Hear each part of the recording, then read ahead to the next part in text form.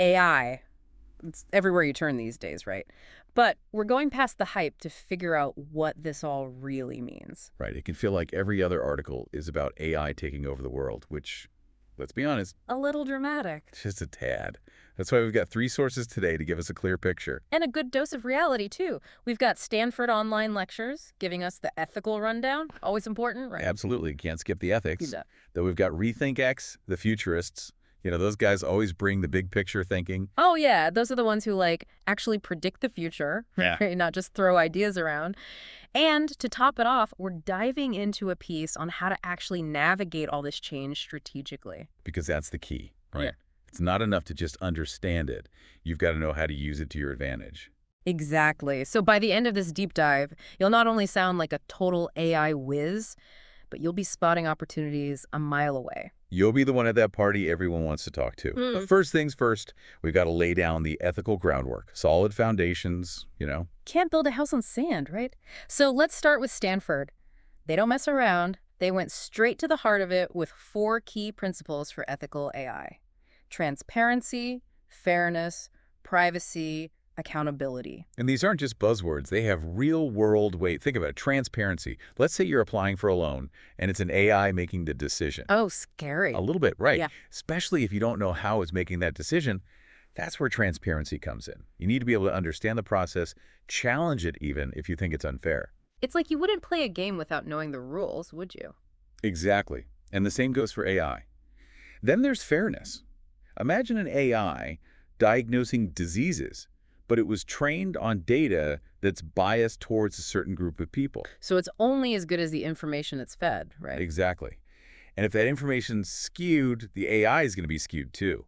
That's where fairness is crucial, making sure these systems are designed to be inclusive and equitable for everyone. Which is a whole challenge in itself, right? Yeah. Because AI is built by humans, and humans, well. We're not perfect, are we? Yeah. And that's why privacy is so important too. Think about all the data AI needs to function, especially in something like healthcare. You want to make sure that information is being protected. Absolutely. No one wants their medical history floating around willy-nilly. Exactly. So it's not just about building cool tech, it's about building ethical tech. And that's where accountability comes in. The developers, the creators, they need to take responsibility for what they're putting out there. It's like you wouldn't build a car without brakes, would you? You need those safeguards in place from the very beginning. 100%. But, even with all these ethical considerations, it's still hard to grasp the sheer scale of how AI could change things. It's like trying to imagine a whole new world, isn't it? Luckily, we've got RethinkX and Tony Seba on our side. These guys are practically professional future seers. And they're saying AI isn't just going to change specific things, it's going to completely disrupt entire systems. Okay, now we're talking. Less about upgrading our phones and more about a full-blown paradigm shift. Exactly. And those can be a little unnerving, but also incredibly exciting. We're talking transportation revolutionized, energy grids becoming intelligent. Wait, hold on. Intelligent energy grids. Like, the power grid is going to be thinking for itself. In a way, yeah. It'll optimize itself, drawing from renewables seamlessly. Imagine your house automatically switching between solar and wind power, depending on the weather, all thanks to AI. Okay, so it's not just our phones getting smarter, it's like our entire infrastructure is leveling up. I'm intrigued, but also a little overwhelmed. Maybe we should break it all down a bit, like transportation, for example. What exactly are we talking about here? Is this just the self-driving car thing again? It is, but it goes way beyond just individual cars. Yeah. Think about it. Imagine a world where your commute is no longer this stressful, time-sucking chore, but a chance to actually relax. Maybe catch up on some work, read a book, even take a nap if you wanted to. That's the kind of freedom self-driving cars promise. Okay, I'll admit, napping during my commute instead of dodging bad drivers does sound pretty appealing. But this isn't just about individual cars, is it? There's got to be more to it than that. Oh, absolutely. RethinkX, they're saying autonomous trucking, that's where the real revolution's going to be. Think about the impact on logistics, on supply chains. It's huge. Because right now, it's all dependent on, how long a person can drive for before they have to take a break. Exactly. But AI drivers, they don't get tired, they don't need sleep.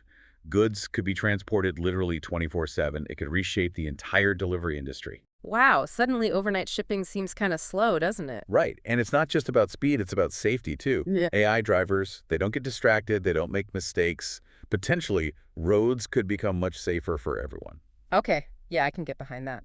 So we've got transportation covered. What about energy? I feel like AI and energy efficiency, that's like a buzzword combo we hear all the time. It is, but RethinkX takes it a step further. They're talking about AI being the key to integrating renewable energy sources seamlessly. Okay, so like actually making solar and wind power practical on a large scale. Exactly. Imagine a world where your house, it just automatically switches between energy sources depending on what's available.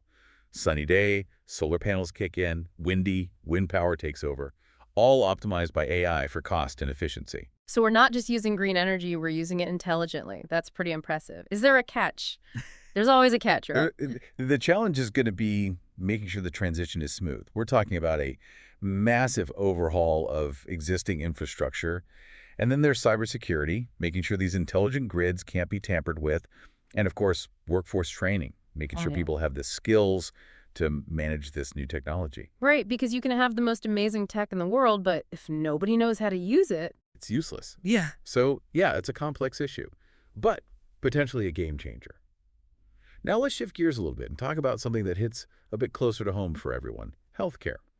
We touched on personalized medicine earlier, but what else are these futurists predicting in terms of AI revolutionizing our health?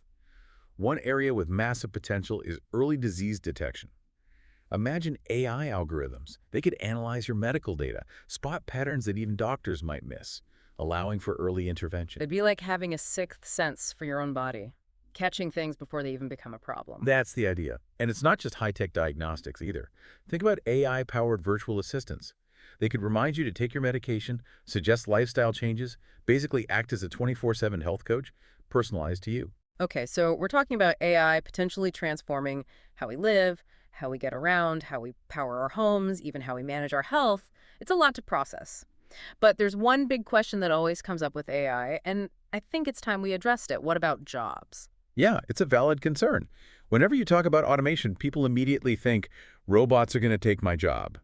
And Rethink X, they don't shy away from that. They acknowledge some jobs will inevitably be automated. So are we all doomed to be replaced by robots then? Not exactly.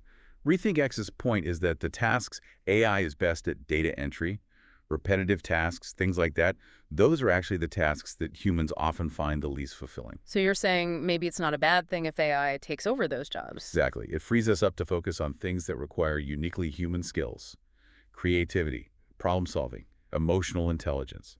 So it's not humans versus robots. It's more like humans and robots working together. Exactly. Think about it. Would you rather spend hours stuck in traffic on your daily commute? Or would you rather have an AI chauffeur take care of that while you use that time to do something you're actually passionate about? Okay, yeah, that's a pretty compelling argument. But for humans and AI to work together like that, we need the skills to keep up, right? What about the people who don't? That's what I'm wondering, right? Not everyone's cut out to be a coder or some kind of AI whisperer. So what happens to those folks? It's true, the job market's going to look different, but Rethink X isn't saying everyone needs to become a tech whiz. Their point is the things AI is really good at, data crunching, all those repetitive tasks, those are actually the tasks that leave humans feeling kind of empty. So maybe it's not so bad if AI takes those over. Like it frees us up to do more, I don't know, human stuff. Exactly. Things like creativity, critical thinking, building relationships, those are things AI can't replicate. Think about fields like teaching, counseling, even entrepreneurship. Those require empathy, adaptability, things AI just can't do. So it's less about fearing the robot takeover and more about like seeing this as a chance to rethink work altogether. Exactly. Maybe even rediscover passions and talents that got lost in the daily grind. It's about thriving, not just surviving. I like that. Thriving. But that takes planning, right? Both from individuals, A&D, from like society as a whole. Absolutely. We need education systems that encourage creativity, support for entrepreneurs, and safety nets for people switching careers. It's a good reminder that we're not just passengers on this ride, we're the ones holding the map. But with all this future talk, sometimes it feels a little overwhelming, you know? Like, what can we actually do today to prepare for this AI-powered world? One of the biggest things is cultivating that lifelong learning mindset. What you know now might not cut it in 10 years. Be curious, seek out new information, Don't be afraid to try new things. So those online coding classes I've been eyeing, maybe not a bad idea after all. Never a bad idea. But beyond technical skills, focus on critical thinking.